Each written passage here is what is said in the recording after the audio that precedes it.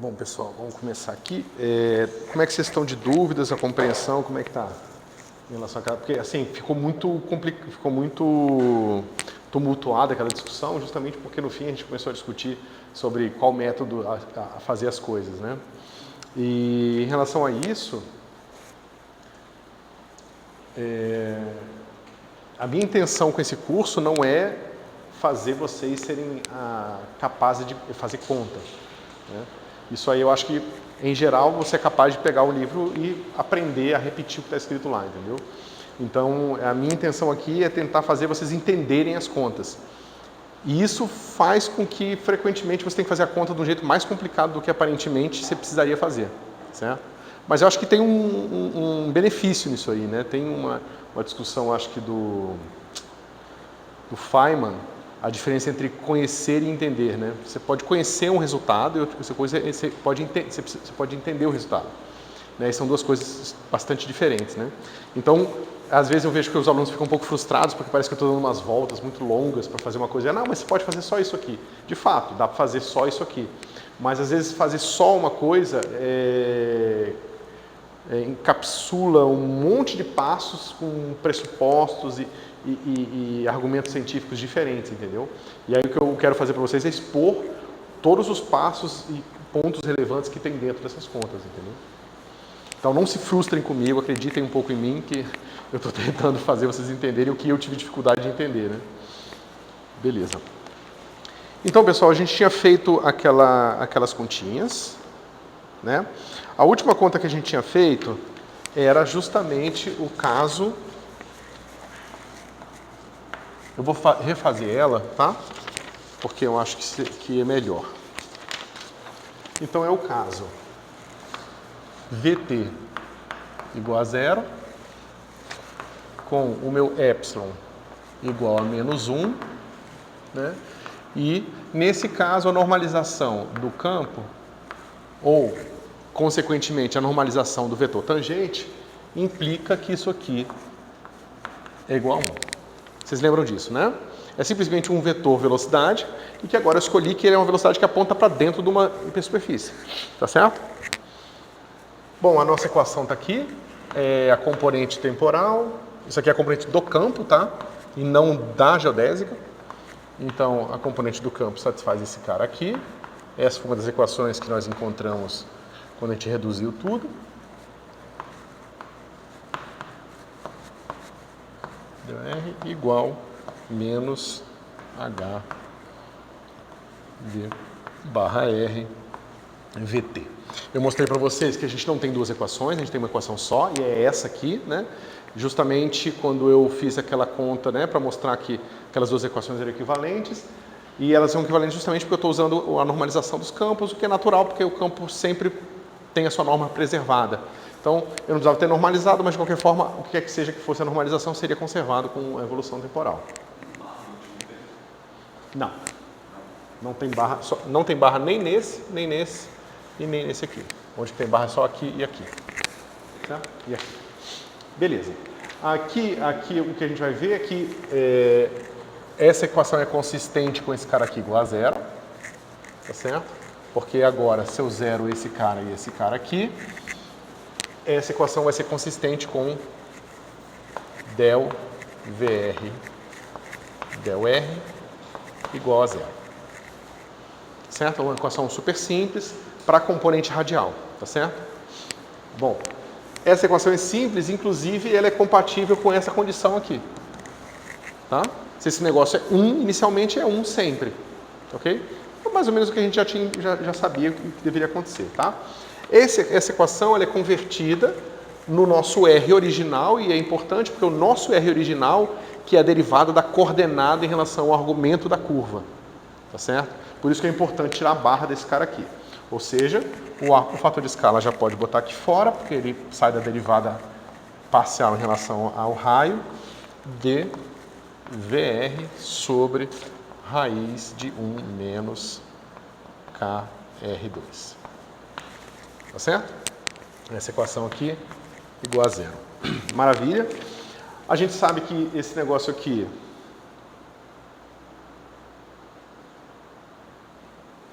esse cara aqui é igual a 1, tá certo? Mas isso é a mesma coisa de dizer que a VR sobre raiz de 1 menos KR quadrado, tá certo? É igual a 1.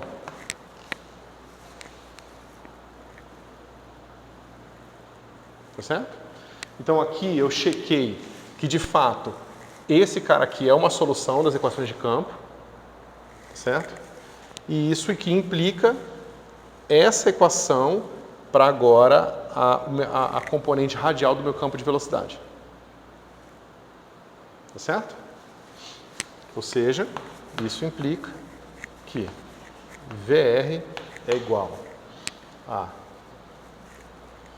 raiz de 1 menos KR2 sobre A. Até aqui alguma dúvida? Beleza. Deixa eu ver, tá certinho. Módulo de VR, esse cara sai, esse cara aqui. Agora a gente quer justamente satisfazer as nossas equações, né? Então, esse cara aqui, quando eu substituir a equação da geodésica, igual eu fiz lá atrás, eu vou ter a equação geodésica para o T de lambda, para o R de lambda, né? Só que o T de lambda vai ser igual a zero, ou seja, dt d lambda é igual a zero. Então, basicamente, o tempo não está passando, tá certo? Essa curva ela é dentro de uma folha espacial. O tempo não passa para essa curva, tá certo? Os outros θ e φ a gente já sabia desse mesmo resultado, então o que é importante para a gente agora vai ser que dr d lambda é igual a VR, tá? E VR nada mais é do que o campo calculado em R de lambda. Tá certo? Cara, não é só uma chuvinha não, né? Cacete. Tá. Então a gente precisa resolver essa equação aqui, tá? Bom, a gente vê que essa quantidade aqui, pessoal, é sempre positiva, tá? Então eu tenho uma relação monotônica entre R e lambda, tá certo? Como é uma relação monotônica, eu posso inverter esse negócio e vai ficar assim, ó, d lambda dr é igual a A sobre raiz de 1 menos KR2. Tá certo? Deixa eu ver se eu não estou fazendo uma besteira. Esse cara aqui é igual a 1. Esse cara está aqui. Isso aqui tem que ser igual a 1. Tá certinho. Ok. Então, lambda vai ser a integral desse negócio aqui. Mas a gente lembra quanto é que é essa integral, né? Isso aqui é AT, né? E essa integral aqui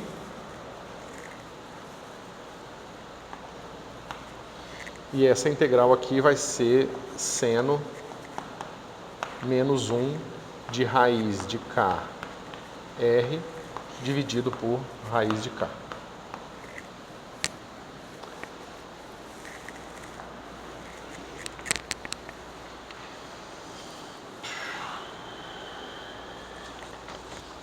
Isso aqui ficou claro, pessoal?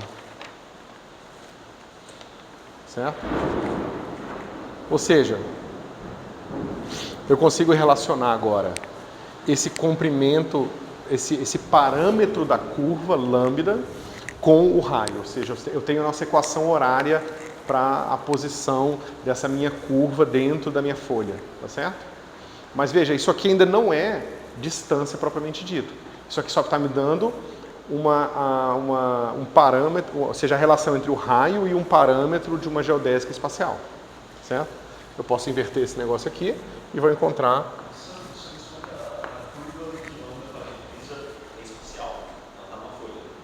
Está dentro de uma folha de tempo fixa, que é esse tempo aqui. Eu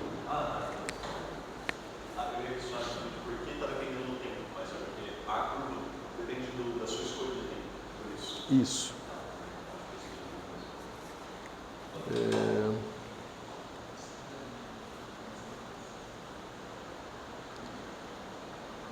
ver uma coisa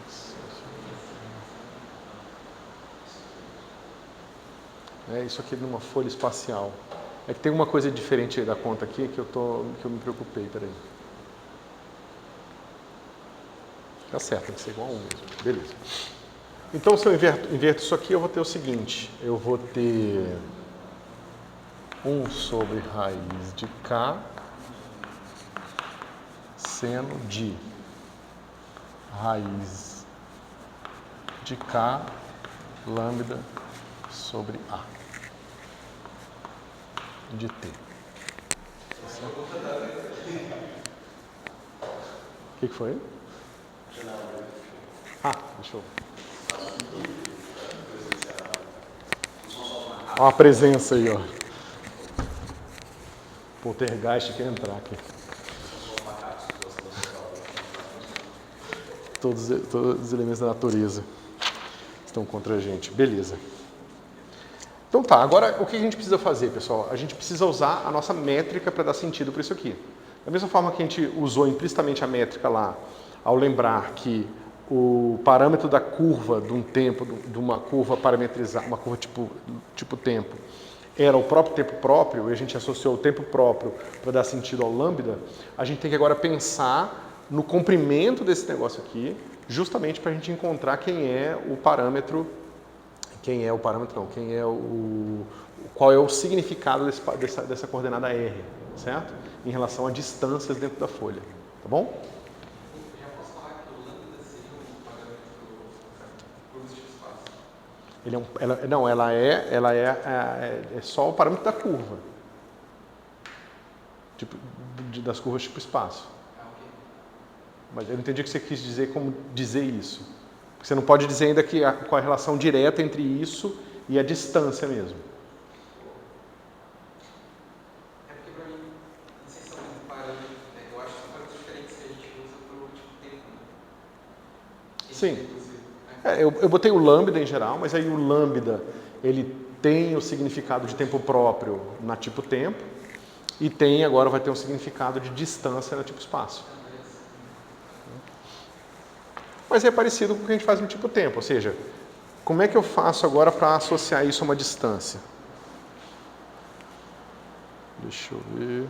Sandro, você mencionou de tirar o significado desse R, descobrir o significado desse R, isso quer dizer então que ele não é a distância física, a princípio.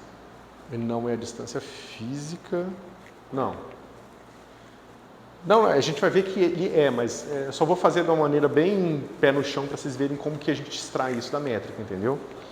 Ou seja, basicamente a gente sabe que a distância medida numa folha vai ser igual ao quê?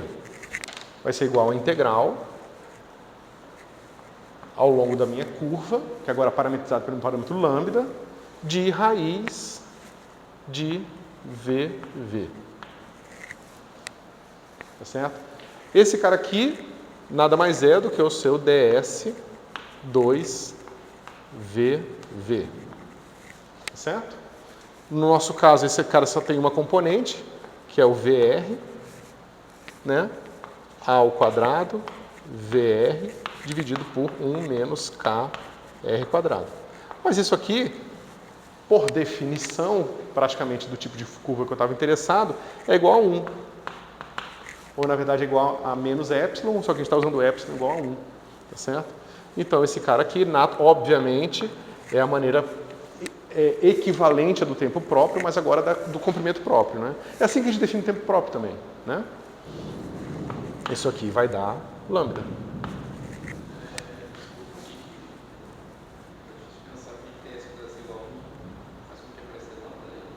Não, porque lembra, isso aqui foi a normalização que a gente escolheu aqui, ó.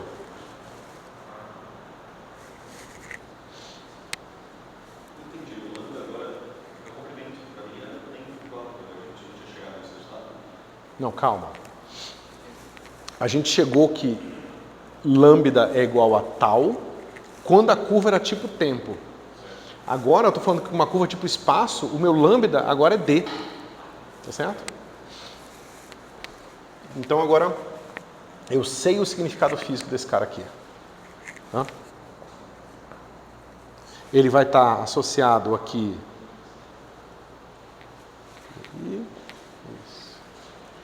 Isso, tá certo?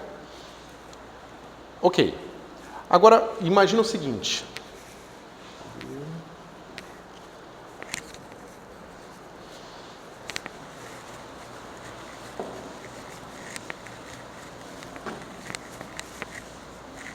Vamos desenhar um pouco aqui, porque eu acho que facilita um pouco a nossa vida. Eu tenho o meu universo de Friedman aqui. Certo? Certo? Então eu tenho aqui meu tempo T0, eu tenho tempo T1, eu tenho tempo T2. Tá certo? Eu agora fixo uma dessas folhas espaciais aqui, tá certo? Pego um ponto aqui qualquer e vou andando até chegar num certo valor de lambda. Certo? Isso aqui vai me dar a distância entre esses dois pontos, que eu vou ver que é justamente lambda. É o parâmetro da curva. Tá certo? E a gente sabe qual a relação do parâmetro da curva com a coordenada. Tá certo? Ou seja, agora eu sei que, dado uma certa coordenada, eu calculo a distância que ela está da origem usando essa fórmula aqui. Certo? Dada uma distância, eu consigo calcular esta coordenada. Você vê que R não é o raio, tá certo? Ele é uma coordenada que está associada à distância física a partir dessa fórmula esquisita aqui. Tá certo? Bom. Mesmo sabendo que o lambda é a distância, ainda assim o R não tem significado físico. Essa coordenada. Ela vai ter um significado físico, mas não vai ser esse aqui. Não vai ser de distância. Mesmo dependendo do fator de escala.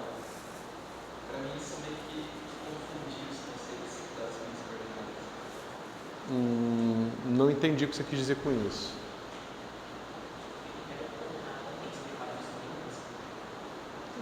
É só uma coordenada.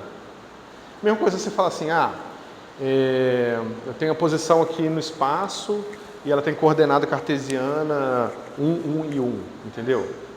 Claro que existe um significado físico quando você fala, não, essa coordenada 1 é quanto que eu andei da origem em cada uma das três direções, entendeu? Mas em princípio pode ser qualquer três coordenadas, o que importa é o ponto, entendeu? Como que eu descrevo o ponto é irrelevante para a existência do ponto como uma entidade física, entendeu?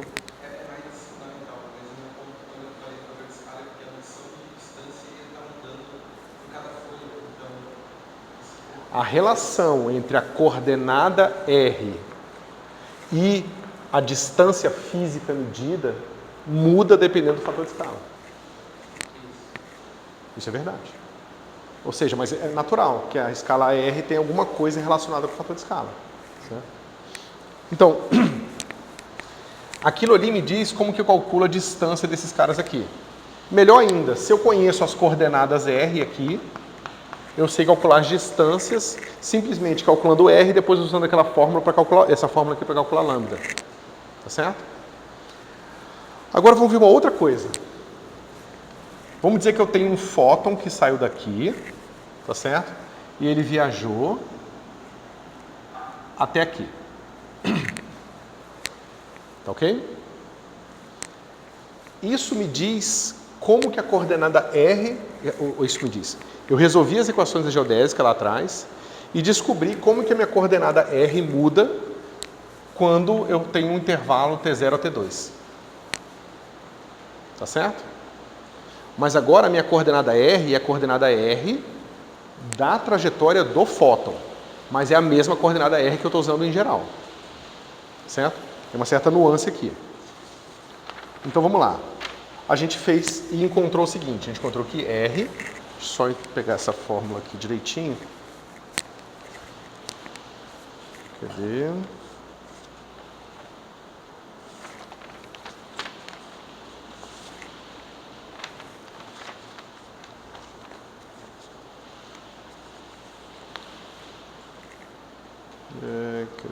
Aqui, massa zero.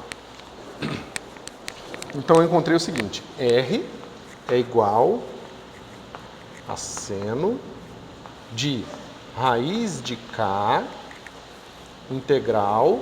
Aí o meu fóton foi lançado, foi emitido no instante T0, e foi medido, ou parou de, sei lá o que aconteceu com ele, em T2. Tá certo? Isso aqui vai ficar dt sobre A.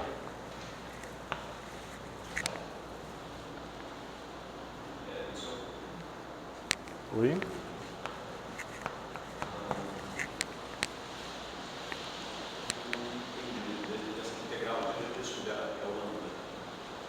Ah, vocês não estão lembrando disso aqui? Isso, na aula passada, lembra que a gente fez aqueles resultados e a gente fez o resultado para V0R muito grande e muito pequeno. Ou para o caso do epsilon igual a zero, que era a curva tipo luz. No caso da curva tipo luz, a gente reparametrizou o lambda pela diferença dos tempos coordenados, né? E a gente encontrou essa relação entre os tempos coordenados e o raio.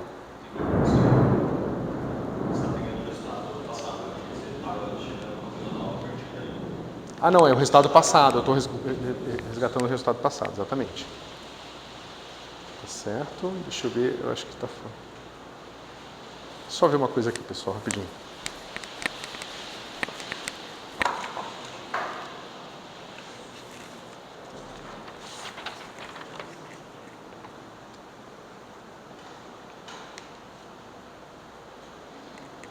Não, tá certo. Bom, agora, essa coordenada R, ela está associada a uma certa distância, tá? Vai ser um pouco delicado a gente ver onde está essa distância, mas alguma distância. Então, a gente pode pegar e substituir aqui, certo? Como é que vai ficar nosso lambda agora? Vai ser A de T seno menos 1 de raiz de K com a raiz de K vai dar seno de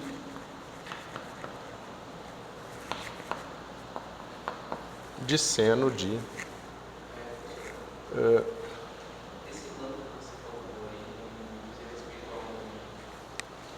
peraí. Não, peraí que eu estou fazendo errado aqui, peraí. Não. É que eu estou pegando aquela expressão lá e estou botando o R aqui, tá? E quando eu botar o R aqui, vai cortar e vai dar seno aqui. Isso.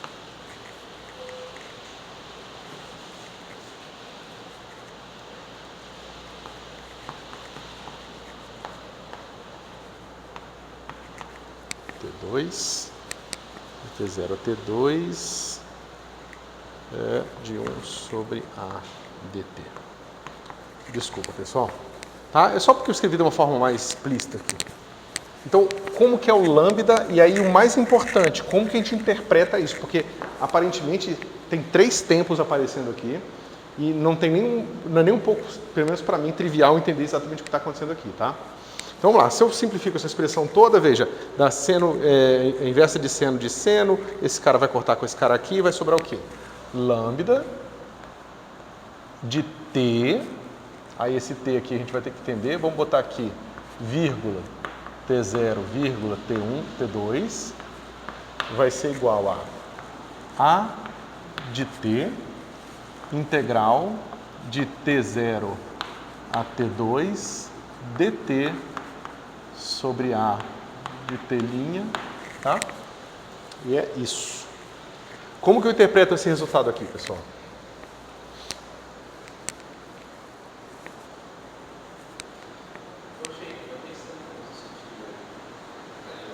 Por quê? Porque esse R ali dizia a respeito de um T fixo na operação, né? Aí você está misturando os dois T como se fosse Não. Justamente. Por isso que para interpretar o que está acontecendo aqui, a gente tem que entender o que a gente está fazendo quando a gente está usando uma coordenada R, que por alguma razão foi calculada num certo tempo, em outros tempos. O que nós vimos é que a coordenada R ela é conservada quando você está em queda livre, quando você é um observador isotrópico. ou seja, de velocidade zero em relação à velocidade do fluxo dos observadores isotrópicos, certo? Então, eu estou fazendo isso aqui. Quando eu pego uma coordenada R que foi calculada aqui no T2, né, porque eu fui daqui até aqui. Na hora que meu fóton chegou aqui, eu estou dizendo que ele chegou nesse valor de T2, só que nessa folha T2. Se eu usar essa mesma coordenada R para um outro tempo qualquer, o que eu estou fazendo, eu estou dizendo que eu estou descendo com queda livre para cá, onde digamos aqui é K e T. Ou se eu estou pegando um T maior, eu estou seguindo os observadores de queda livre e estou medindo a minha coordenada R agora nessa folha. Descer, eu estou falando o seguinte, o cara que em T2 está na coordenada R, estava na mesma coordenada R em T. Mas tem significados diferentes, porque a coordenada R tem significado dependendo do tempo. Tá certo? Então, você vê que esse negócio aqui, ele vai te dar a distância percorrida pelo fóton, só que qual é o sentido de eu falar distância física percorrida pelo fóton? Ele não percorre uma distância física numa folha. Ele está sempre mudando de folha. E cada folha tem um significado físico diferente. Então, como é que eu posso falar de distância percorrida pelo fóton? Eu posso fazer a seguinte pergunta. Qual é a distância entre o cara que emitiu o meu fóton, se é que ele continuou em queda livre, para o ponto onde o fóton foi observado? Ou qual é a distância entre o cara que emitiu o fóton e continua em queda livre, tá certo? Até o cara que vai observar eventualmente o fóton ali. Essa que é a distância cosmológica. Entendi a civilização do problema, só não está claro por que a gente não pode usar o lambda, que é o tempo próprio, diretamente para esse cálculo. Seria só Não tem tempo próprio aqui, cara. Não tem tempo próprio em lugar nenhum. Nem tem tempo, porque para a trajetória nula o parâmetro não tem a ver com o tempo próprio e na trajetória espacial que a gente usou também não. Tá, então a distância é diferente da própria definição anterior do lambda, que é que você usou ali, que é integral 1 sobre A dt. Eu não poderia usar. Para mim não está claro porque eu não posso usar essa definição para calcular essa distância. O que eu estaria perdendo? Fala mais uma vez, que eu não entendi a sua pergunta ainda. Eu tenho essa relação entre, dado uma folha fixa, eu tenho uma relação entre coordenada e distância. Mas você substituiu uma relação que você tinha obtido anteriormente, que é lambda é 1 sobre A integral disso. 1 sobre A dt. Quero entender por que eu não posso usar só essa integral 1 sobre A dt. Você diz, eu tinha uma outra expressão, que é o que você está falando. Exatamente aquele lambda que você colocou, só que sem o fator de escala multiplicando. Não, mas cuidado, o que a gente tinha antes era isso aqui, ó, que é o que eu substituí aqui, tá? Não, já está escrito. Eu tenho esse cara aqui. Eu não tenho um lambda para o fóton. O fóton eu já converti lambda para T. Lembra? A primeira coisa que a gente fez para calcular a evolução da coordenada radial do fóton foi reparametrizar pelo tempo. Aí apareceu tipo uma coisa igual a menos H, aí a gente resolveu o negócio, apareceu 1 sobre A. Mas vocês entendem isso aqui, pessoal? Enquanto o tempo vai passando, a coordenada a cada tempo específico da posição do fóton vai mudando de acordo com essa fórmula. Significa que, quando o meu T é igual a T0, significa que eu estou com uma coordenada R igual a 0. Quando o meu T vai aumentando, a minha coordenada R aumenta. E essa minha coordenada R vai ser a coordenada R para o tempo aqui. Digamos que eu integrei até um certo tempo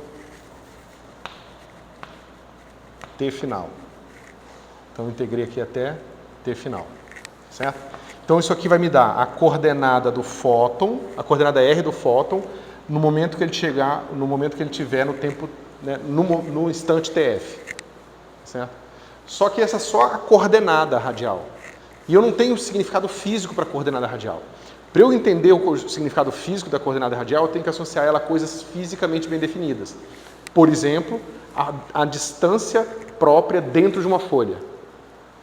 Mas a distância própria dentro de uma folha é dentro de uma folha. E o fóton não está nunca na mesma folha. Ele está sempre mudando de folha. Então eu posso dizer que para eu interpretar esse raio aqui, eu preciso associar ele a uma coisa que aconteceu sempre numa folha só. Por exemplo, a distância entre esse observador e esse observador.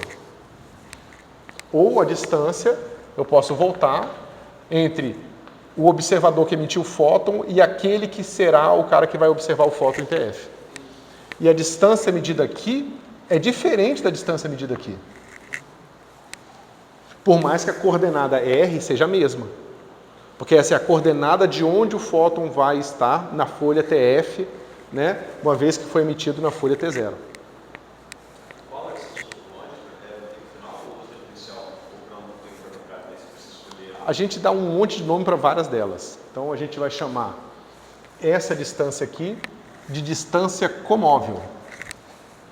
Por que essa distância comóvel? Porque essa é a distância vista, digamos que aqui seja a minha folha especial, onde A de TS é igual a 1.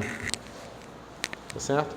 Então, essa é a distância comóvel, que eu vou chamar, eu já até me adianto um pouco aqui, DC é a distância comóvel, é a distância que eu mediria entre esses observadores que, né, participaram dessa brincadeira, aqui na minha folha de fator de escala igual a 1. A vantagem da distância comóvel é que ela não depende do tempo. Aí ela tem um truque fácil. Para eu descobrir a distância numa certa folha, basta multiplicar pelo fator de escala daquela folha, e aí, que é justamente esse termo aqui. E isso converte essa distância entre esses dois eventos físicos ligados por um fóton, né, numa distância projetada em uma folha só. Certo? Se vocês tiverem curiosidade, vocês podem pegar minha tese e tem lá isso aqui tudo feito de uma forma covariante, com propagação de Lie, não sei das quantas e tal. Aqui a gente está fazendo assim, a conta de verdade. Não que eu tenha feito a conta de mentira, mas a conta mais pé no chão. Né?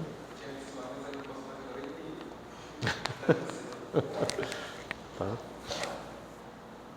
Então é bastante confuso a distância cosmológica, porque na verdade distância é um negócio confuso, porque a gente vive em universos com coisas a muito baixa velocidade da luz.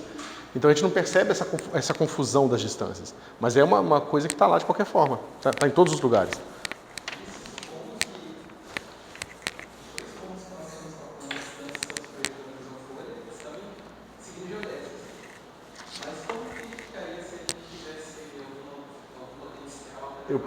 Você precisaria levar em consideração todas essas coisas. Por exemplo, você está falando que se o meu observador não for um observador isotrópico perfeito, né?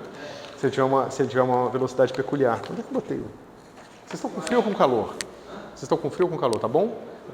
Então tá bom. Deixa eu falar.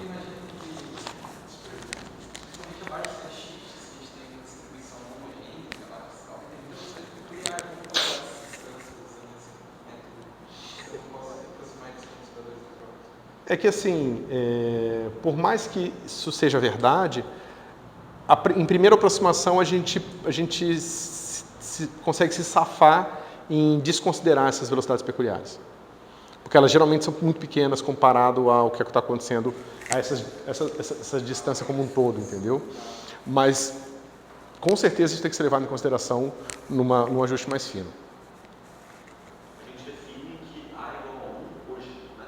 Não. Quer dizer, frequentemente faz essa escolha, mas não sempre. Então, sempre que, nos casos que adota isso, sempre que a gente fala que é uma volta, também conhece a distância Comóvel. Comóvel do AX. Então, quer dizer que o fóton vivenciou uma viagem sempre menor do X. Porque ele experienciou. Porque o caminho que ele passou não está dando conta dessa disposição que a gente estava levando montar um dia essa distância comóvel. É isso que eu quiser, faz sentido? A gente tem a distância comóvel de outro fóton, a distância comóvel de outro fóton sempre maior que a distância que o fóton que eles pediu viajar. Fez sentido?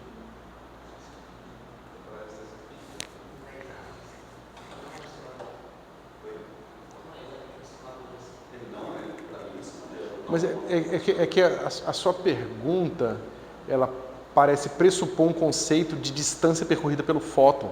Só que esse conceito não existe mais. O que é distância percorrida por um fóton? Ele está sempre percorrendo distâncias em espaços diferentes. O que é distância percorrida pelo fóton? Eu não sei. Eu sei fazer a seguinte pergunta. Eu sei responder a seguinte pergunta. Esse cara continuou em queda livre, tá certo? E eu sei qual é a distância que esse cara vai estar dele, no sentido de que a geodésica espacial que liga esse ponto com esse tem uma certa distância. Isso é a distância que o fóton percorreu? Se a resposta for sim, aí a sua interpretação está certa.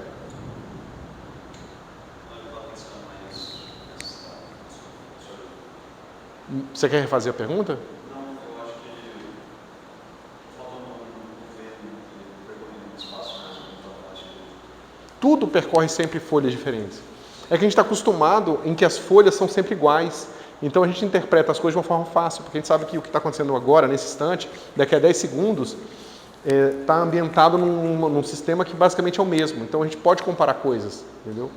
Mas, em geral, essa dificuldade está em todos os lugares. Tá certo? Então isso aqui, pessoal, é a distância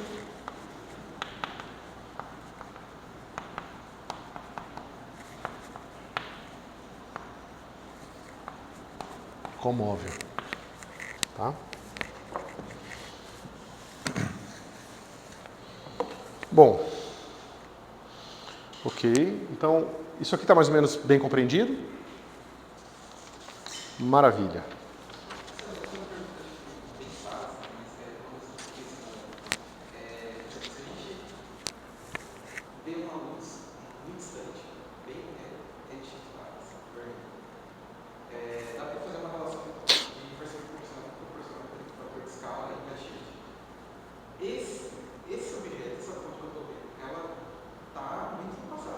Claro. Não. Você está vendo a imagem ou o ponto da maneira qual ela foi emitida muito tempo atrás. E aí a minha dúvida é o que considerar a superfície como qual é o valor relativo de aproximadamente eu posso considerar que esse objeto está, que a gente considera o tempo hoje, tem um valor para isso?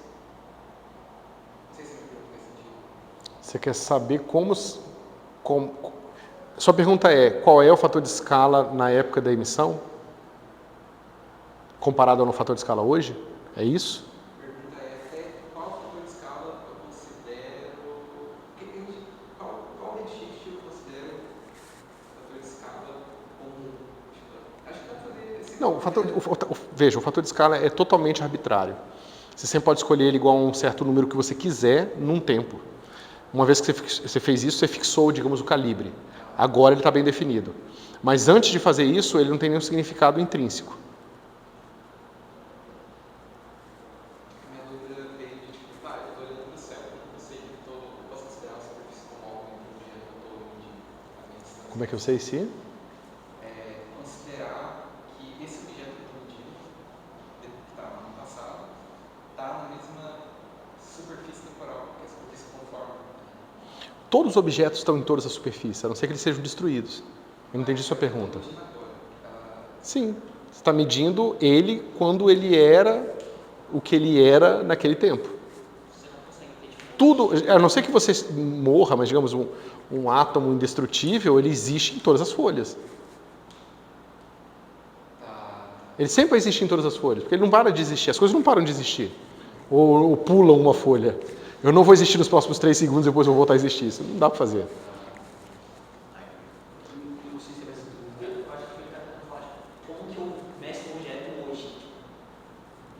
Não, você não mede hoje. O que você está fazendo é o seguinte, eu observei esse objeto, aí eu inferi ou o redshift dele, alguma coisa a partir do espectro, alguma coisa assim.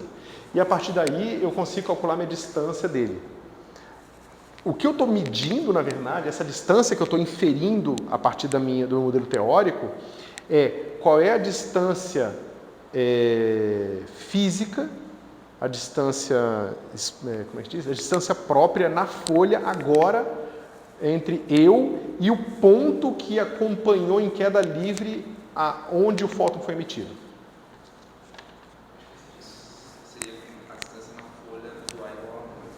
Oi? Seria, por exemplo, equivalente à distância na folha do A igual a 1 nessa última folha. Isso.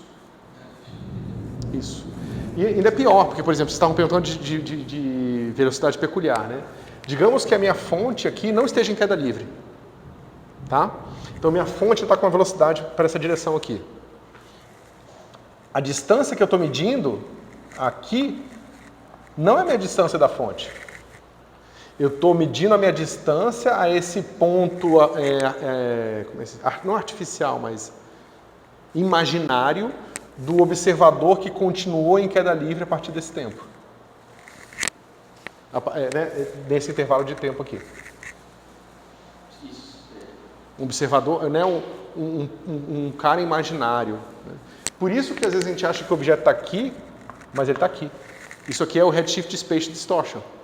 Ou seja, se esse cara aqui tem uma velocidade peculiar, eu estou achando que ele está, na verdade, eu estou achando que ele está aqui, porque eu estou supondo que a velocidade peculiar dele é 0, mas na verdade ele está aqui. Mas eu falo, mas eu não sei, o meu redshift tem uma barra de erro. Ah, então ele está aqui. Só que eu estou observando ele aqui. Então o que acontece? Eu estou vendo todos os objetos borrados na direção radial. Porque eu não sei onde é que ele está de verdade.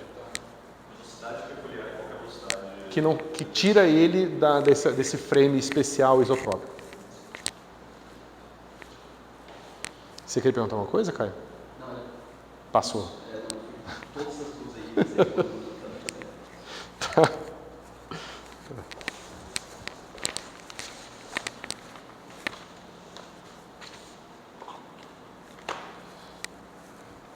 Bom. Nossa, que susto. Agora vamos ver o seguinte. Digamos que você sabe agora qual é a coordenada de alguma coisa, certo? Ou seja, você sabe qual é a coordenada, a coordenada numa mesma folha entre você e um outro objeto qualquer. E você quer medir áreas, tá certo? A gente vai ficar já evidente porque a gente quer medir áreas, né? Como que eu vou fazer isso? Né? Ou seja, eu tenho que pegar o meu DS2 e aplicar no que aqui? Uma área, para você usar a métrica para medir a área, você precisa o quê? Dos dois elementos da sua área, certo? Então você vai ter uma coisa aqui, θ, φ, certo?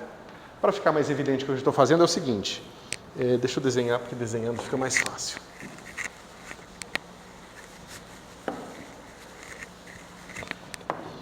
Ó, eu estou aqui no meu sistema de coordenadas, lembra? Meu sistema de coordenadas, eu tenho uma direção, essa direção é θ, né? Aí eu pego a projeção aqui e vejo φ, tá certo? E eu tenho um certo raio aqui. Tá? Essa é a coordenada do ponto, tá certo? Não significa que esse raio seja o raio físico, a gente acabou de ver que não é, certo? Beleza. Agora eu quero desenhar aqui uma superfície, tá certo? Então, eu vou fazer uma superfície que é parametrizada assim. É um certo θ, gama θ, tá certo? Ou seja, não, isso aqui não. Deixa eu ver a melhor maneira de fazer isso aqui. Eu quero essa superfície cuja o deslocamento de um ponto para o outro, ou seja uma coisa assim, x vai em x mais gama θ, delta θ, certo? Ou seja, eu faço um pequeno deslocamento no meu ponto na direção θ, tá certo? Mas eu também posso, né? Eu posso fazer esse pequeno deslocamento aqui na direção θ, mas eu também posso fazer, como é que eu faço? Φ. Não sei, tá horrível, né? Mas imaginem aí que Φ é assim e o θ é assim, tá certo? E se eu vario o meu delta θ um pouquinho, o meu delta Φ um pouquinho, na verdade eu estou cobrindo uma pequena área, né, uma pequena casquinha ali esférica, tá certo? Então eu posso fazer esses dois tipos de deslocamento aqui, tá certo? Gama Φ, delta Φ, tá certo? Você pode imaginar isso aqui como duas variações, ou melhor, você pode fazer isso aqui, quer ver? X vai em x mais delta θ, gama θ, mais delta Φ, gama φ. Tá certo? E agora eu posso... Você está ignorando que a ordem importa? Por que a ordem importaria? Porque eu posso pôr. Não, aqui eu estou parametrizando pontos. Eu não estou fazendo transporte. Tá certo? Ou seja, se você quiser pensar do ponto de vista bem preciso de geometria diferencial, isso aqui são pontos numa carta e eu posso mapear esses pontos de volta para a variedade. Então, só estou querendo mapear os pontos que representam uma pequena casca esférica.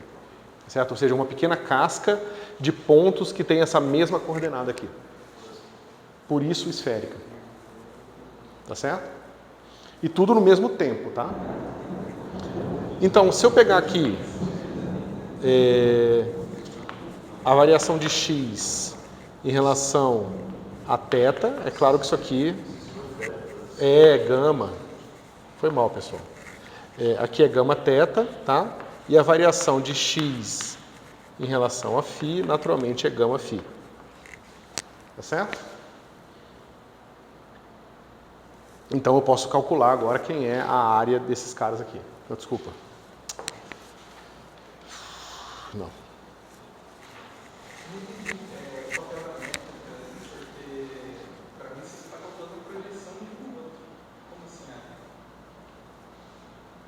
Não entendi sua pergunta. Você colocou que precisaria de um elemento de área, daí por algum motivo você motivou a métrica e aplicou as bases. Mas para mim ela não dá essa informação de área. Não, a partir da métrica que te calcula vetores, você pode chegar na definição de áreas e volumes e coisas. Né? Ou melhor dizendo, se você define uma maneira de medir ângulos e comprimentos, você só tem uma maneira de medir áreas e uma maneira de medir volumes. Por isso que quando você exige que as suas formas são compatíveis com a métrica, você define as formas unicamente. Certo? E deixa eu ver aqui. Tá. Certo?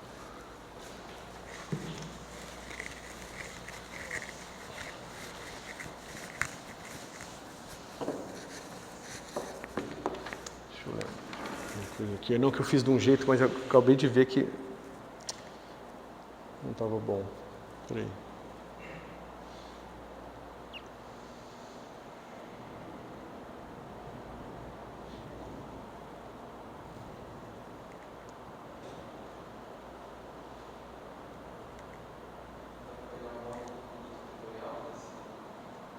Não, é exatamente isso, é o módulo do produto vetorial.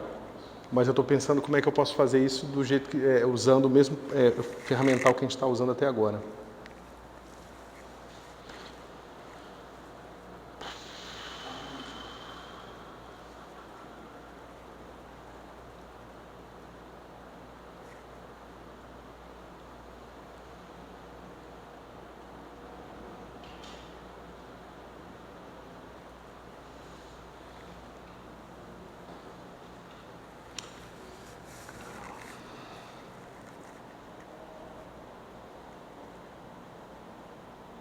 Porque no fim vai ser o módulo dos dois vetores, né? O produto do módulo dos vetores, mas eu queria dar uma argumentação melhor para isso.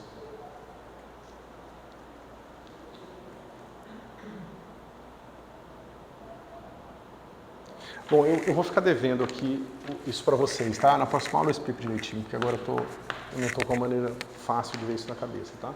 Mas basicamente, se você pegar o nosso DS2 aqui, ó, lembra? DS2, isso aqui vai ser menos DT2 mais RA2, 1 menos KR2 DR2 mais R2, e aqui vai ficar seno ao quadrado de θ dθ mais dφ2.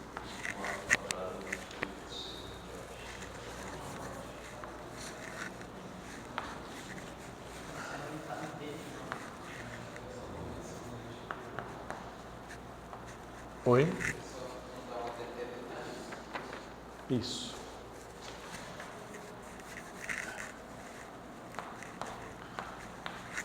certo? A gente sabe que se você ignora essa parte radial, isso aqui é exatamente as coordenadas esféricas, tá? Se você pegar áreas em coordenadas esféricas, vai ser simplesmente o jacobiano da transformação. Aí é fácil que você use coordenadas cartesianas. Eu queria dar um jeito mais direto e fazer essa ligação melhor, tá? Mas eu vou deixar isso para a próxima aula. A gente encontra simplesmente que o dA2 vai ser justamente o quê? Vai ser A ao quadrado, R quadrado, seno de θ, Φ dθ. Tá certo? E a próxima aula eu explico isso para vocês direitinho. Mas aqui está compreendido, né? Porque se você fizer analogia com a parte esférica, é simplesmente essas variáveis aqui estão fixas, né? Essa é uma variação em θ que é essa variação que está justificada dessa forma aqui, tá? Que fica feito assim. Beleza. Agora, o que acontece é o seguinte, a nossa distância para um tempo fixo, você pode ver que ela pode depender do t, né? Mas ela nunca vai depender dos ângulos aqui, porque quando a gente está andando nessas trajetórias, mesmo a trajetória tipo espaço, quanto a trajetória tipo nula, quanto a trajetória tipo tempo, esse cara aqui não depende dos ângulos, tá certo? Isso aqui é parte da isotropia do espaço, né? Então, se você pegar uma área qualquer aqui, dA2, isso aqui vai dar o quê? Vai dar a área em si, A ao quadrado, R quadrado, né? E esse cara aqui, se for o céu inteiro, isso aqui é 4π, né? Que é a integral de seno de θ dθ dφ, de 0 a π, de 0 a 2π, tá certo? Beleza. Agora, o quanto que é R? Isso vai ser particularmente importante por causa do seguinte. Digamos que eu tenho aqui uma fonte. Deixa eu desenhar aqui.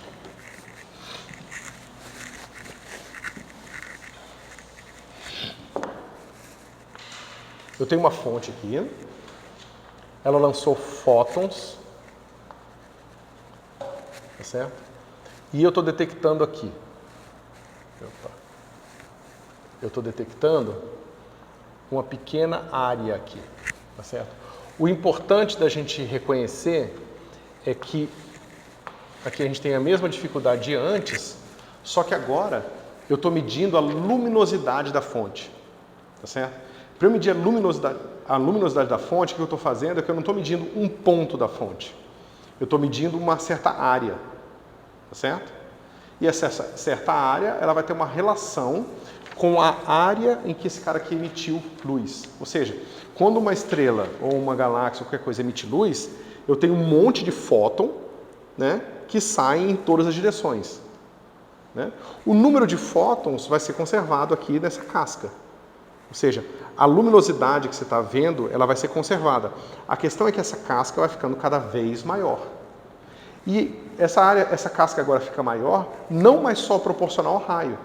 Ela também fica maior, proporcional agora a essa coordenada ao quadrado e ao fator de escala ao quadrado. Tá certo?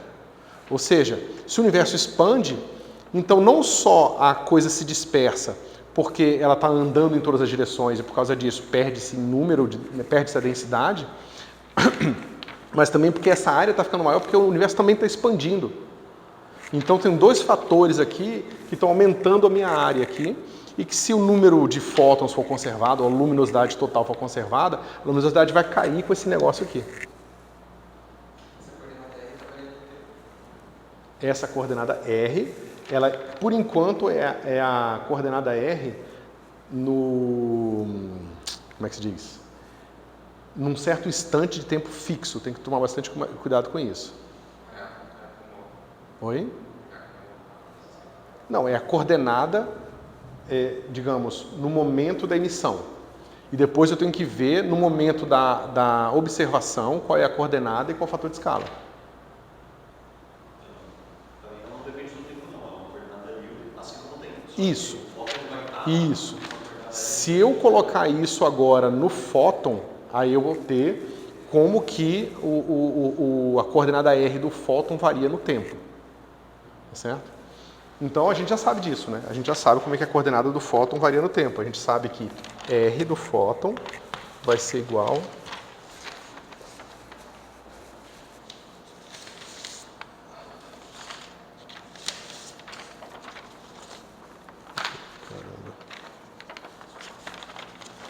que é o que já estava aqui, né? O R do fóton vai ser seno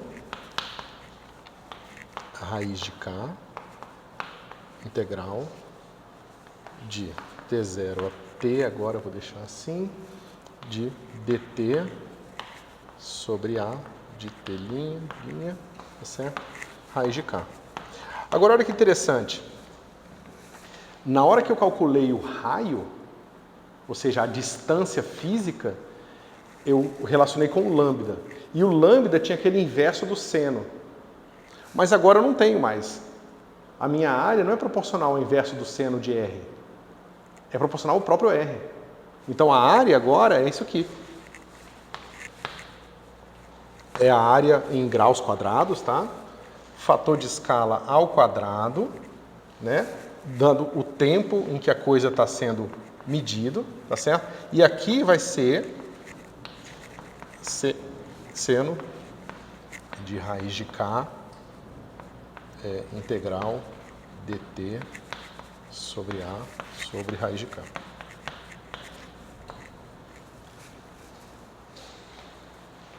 Tá certo? Ou seja, quando o fóton saiu de onde ele estava e viajou até a mim, ele andou... Cadê? Ele andou d igual a A de T.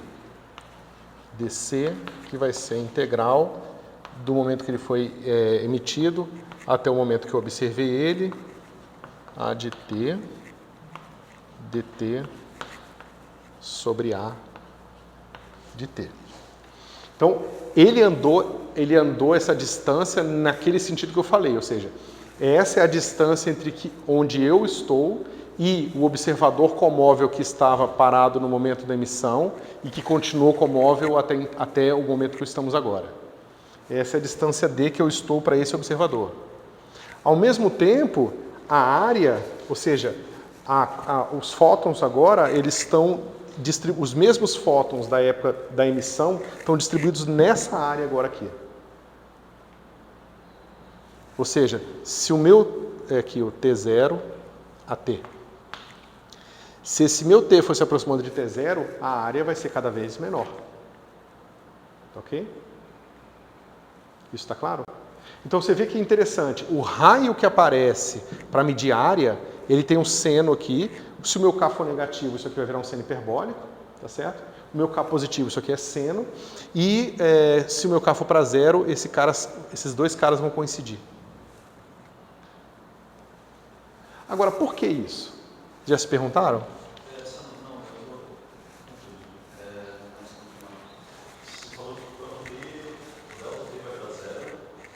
Quando o meu T se aproxima do T0, a área vai para zero.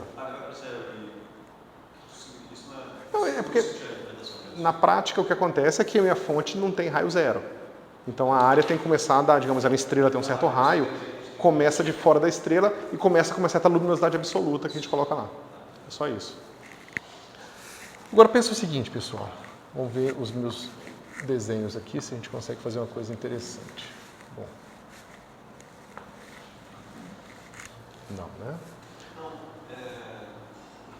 deveria dar zero, deveria dar o raio da... Isso, começa... Não, se eu levar para zero, vai para zero, mas não faz sentido eu ir para zero. Então, você está dizendo só que a gente não pode tomar um delta T igual a zero. Não, eu estou dizendo que uma esfera de raio zero tem área zero também, é só isso. A gente está falando de coisas pontuais? Não. Não. É porque você não sabe qual é o raio da estrela e você nem vai saber modelar. Basicamente o que você vai dizer é o seguinte, eu não sei qual é o raio da estrela, mas eu sei que a luminosidade absoluta dela, que foi emitida já num certo raio, cai com esse fator. E a maneira com que ela cai é tudo que importa para mim. Certo? Não sei se isso Você está pensando nesse estrela como um objeto extenso, como se está um. Isso. E acho que a ideia é que os pontos dariam um vídeo De um ponto, isso. Isso. Nesse nível que ele está fazendo, ele está aproximando a estrela como uma coisa pontual. Agora, olha que interessante aqui, pessoal. A gente viu como é que são as geodésicas aqui na direção θ. E elas são bastante úteis, né? Quanto mais aumenta o meu raio, que é a quantidade que eu andei sobre a esfera, ó, vamos dizer que eu desci até aqui o Equador, tá certo? O que acontece aqui até eu chegar no Equador? Quando essa distância aumenta, essa distância aumenta. Tá certo? Agora, depois que eu passei do Equador até chegar ao Polo Sul, o que está acontecendo? Essa distância continua aumentando, mas essa distância diminui. Então, mas isso aqui é uma esfera, se você for muito bondoso comigo, é uma esfera tridimensional, ou seja, um espaço tridimensional, mas num espaço onde a sua seção espacial é uma 3-esfera, coisa similar acontece. Tá certo? Então você vê que a estrela, a área dela pode começar a parecer menor. Ela pode se achatar por causa desse efeito aqui. Que é tipo como se fosse uma lente que a própria seção espacial está fazendo na luz.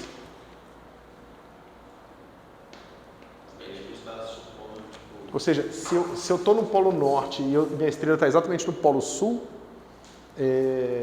a distância que eu estou vendo entre esses caras aqui é cada vez menor. Não, basta a seção espacial ser esférica. Não precisa ser de Sitter. Mas isso acontece em de Sitter também. Tá certo? E é por isso que esse cara aqui é seno. E por isso que aparece a escala K aqui, que é o raio de curvatura. Lembra que K, a gente viu, né? K é 1 sobre a curvatura da esfera, ao quadrado. Então, ó, o que está aparecendo aqui é basicamente uma razão entre a distância percorrida e o raio da esfera. Justamente para saber esse efeito aqui, ó. Então, essa função seno aqui, dependendo do argumento, ela vai crescer, porque o seno vai crescendo até de 0 a 1, né? E depois ele vai decrescer até 0 de novo. Por causa desse efeito de achatamento aqui devido à curvatura do espaço. Se meu espaço for hiperbólico, é o contrário, o hiperbólico é torcido para fora sempre. Isso aqui vira um seno hiperbólico, o negócio está sempre afastando mais para o meu espaço é esticado, porque ele é um espaço hiperbólico. Então é esse o sentido dessa distância aqui, tá certo? Que o pessoal, eu vou definir depois direitinho, define a raiz desse treco aqui como a distância transversa, ou a distância da luminosidade, é uma relação direta com a distância da luminosidade. Mas é essa distância transversal que depende justamente desses efeitos de lente aqui. Mas no seguinte, quando o K vira 0, isso sai da cena, né, basicamente? Porque seno do argumento para argumento pequeno vai para o próprio argumento. Aí corta com de baixo, isso aqui vira isso aqui. Ou seja, a raiz desse treco vira esse negócio aqui. Certo?